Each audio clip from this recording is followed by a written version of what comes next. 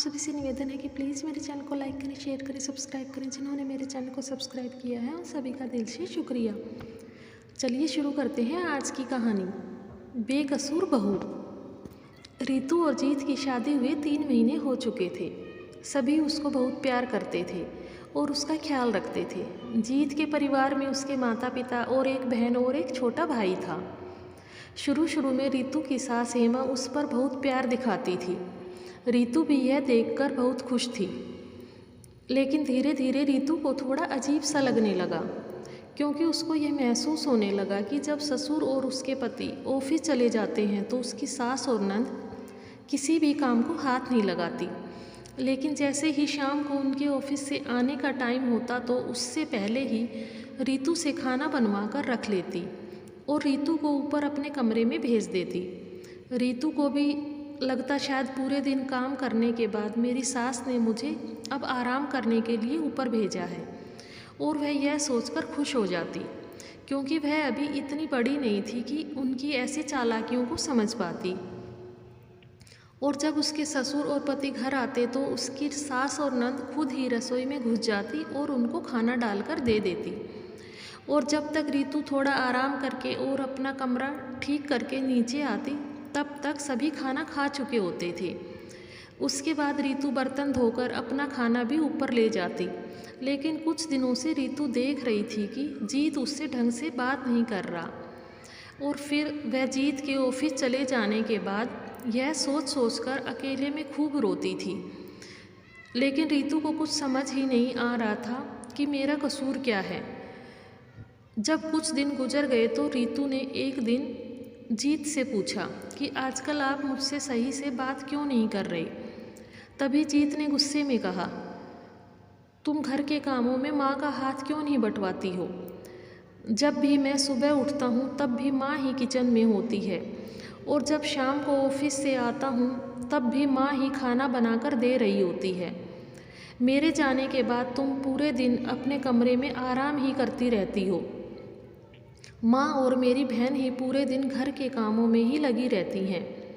माँ रोज़ मुझे शाम को खाने के वक्त ताने सुनाती है कि जब से शादी हुई है तब से बहू घर के कामों में ज़्यादा कुछ हाथ नहीं बंटवाती है।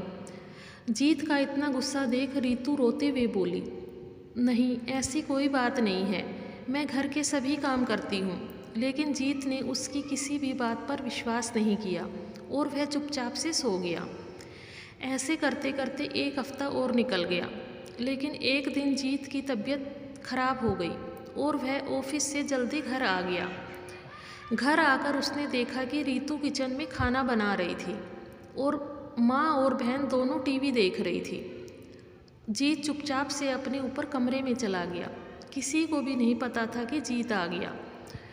रोज़ की तरह ही हेमा ने खाना बनवाने के बाद और रसोई समेटने के बाद रीतू को ऊपर भेज दिया।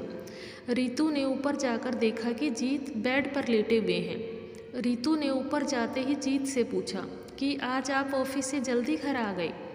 तभी जीत ने कहा, हाँ आज तबीयत थोड़ी ठीक नहीं थी इसलिए जल्दी घर आ गया। रीतू ने चाय बनाने के लिए बोला तो जीत ने मना कर दिया और वह चुपचाप से नीचे चला गया। रीतू को यह देखकर बहुत बुरा लगा। जब जीत नीचे गया तो माँ को लगा शायद जीत अभी ऑफिस से आया है। बस कुछ देर तक जीत के पापा भी ऑफिस से घर आ चुके थे। उसके बाद हेमा खाना डालकर कमरे में ले आई और फिर सभी से पूछा कि आज सरसों का साग कैसा बना है। पूरा 1 घंटा लग गया साग बनाने में, बड़ी मेहनत से बनाया है। आप सब खाकर बताएं कि साग कैसा बना है। आज तो मेरे रसोई में कई घंटे लग गए हैं और मैं थक गई हूँ।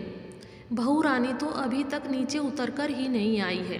तभी जीत के पापा ने कहा, अरे वह तो अभी बच्ची है, तुम उसे काम करने के लिए कहती क्यों नहीं हो। धीरे धीरे उसको भी काम करने की आदत पड़ जाएगी। तभी हेमा ने कहा, अरे कितना बोलूँ, उसका तो पूरा दिन सोना ही ख़त्म नहीं होता। अब महारानी की तरह नीचे आएगी और अपना बना बनाया खाना डालकर ले जाएगी। आज जीत को अपनी माँ की असलियत जानकर बहुत गुस्सा आ रहा था और उसने माँ से कहा, माँ क्या आज का खाना भी आपने ही बनाया है। माँ ने अटकते हुए कहा, हाँ बेटा, और कौन बनाएगा? तभी जीत ने कहा, माँ मुझे आए हुए 2 घंटे हो चुके हैं और मैं जब आया था तो रीतू ही खाना बना रही थी। हेमा बेटे की बात सुनकर सन्न रह गई और उनके मुंह से कोई भी शब्द नहीं निकल पा रहे थे।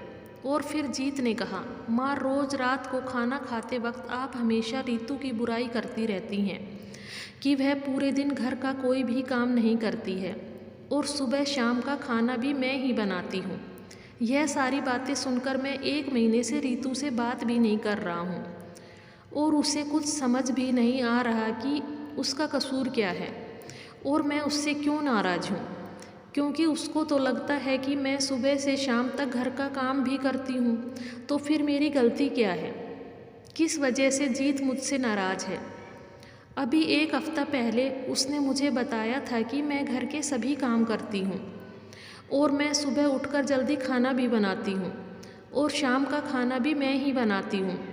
लेकिन मैंने उसकी बातों पर विश्वास नहीं किया क्योंकि मैं आप पर ज़्यादा विश्वास करता हूँ। लेकिन आज मैंने अपनी आँखों से देखा कि रीतू गलत नहीं थी। आप सोचो, अगर यही सब कुछ मेरी बहन के साथ भी होगा तो हमें कितना बुरा लगेगा। इसी तरह रीतू भी किसी की बहन बेटी है। माँ, आज मुझे महसूस हो रहा है कि सबसे ज़्यादा गलती मेरी है। अगर मैं किसी की बेटी अपनी जिम्मेदारी पर अपने घर लेकर आया हूँ तो मुझे ही उसका ध्यान रखना चाहिए था और उसकी बातों को भी सुनना चाहिए था। एक माँ होने के कारण मैं आपकी गलती पर आपको कुछ कह भी नहीं सकता, लेकिन माँ, मैं अपनी पत्नी से माफ़ी तो मांग सकता हूँ जिसका मैंने दिल दुखाया है। लेकिन मुझे एक बात समझ नहीं आ रही कि किसी दूसरे के काम का श्रेय खुद लेने से क्या मिलता है। इतना बोलकर जीत बिना खाना खाए ही ऊपर अपने कमरे में चला गया और जाते ही रीतू के सामने हाथ जोड़कर खड़ा हो गया। रीतू यह सब देखकर हैरान थी क्योंकि उसको समझ ही नहीं आ रहा था कि जीत ऐसा क्यों कर रहा है। तभी जीत ने कहा, रीतू मुझे माफ़ कर दो, मैंने बेवजह तुम्हारा दिल दुखाया है। आज ऑफिस से जल्दी घर आने पर मुझे सारी सच्चाई पता चल गई है। वो मेरी माँ हैं, मैं उन्हें कुछ भी नहीं कह सकता। लेकिन मैं तुमसे आज एक वादा करता हूँ कि आज के बाद मैं तुम्हें किसी भी चीज़ की कमी महसूस नहीं होने दूँगा। यह सुनते ही रीतू जीत के गले लगकर खूब रोई। उसके 5 मिनट बाद ही रीतू के सास ससुर भी ऊपर आ गए और हेमा ने रीतू को गले लगाते हुए कहा, बहू मुझे माफ़ कर दो, आज के बाद इस घर में ऐसा कुछ नहीं होगा। अब से मेरी एक बेटी नहीं, मेरी 2 बेटियां हैं। इतना सुनते ही रीतू ने अपने सास ससुर के पैर छू लिए। तभी रीतू के ससुर ने कहा, एक गलत सोच पूरे परिवार को बर्बाद कर देती है और एक सही सोच पूरे परिवार को एकजुट कर रख सकती है। इसलिए हम सभी को अपनी मानसिकता बदलनी चाहिए। आज किसी की बेटी हमारी बहू है तो कल हमारी बेटी भी किसी की बहू होगी। अगर सब यही सोच लें तो किसी घर में भी बहू बेटी का भेदभाव ही नहीं होगा। आपको मेरी कहानी कैसी लगी प्लीज़ कमेंट में बताना। मेरे चैनल को लाइक करें, शेयर करें, सब्सक्राइब करें। Thank you, thanks for watching.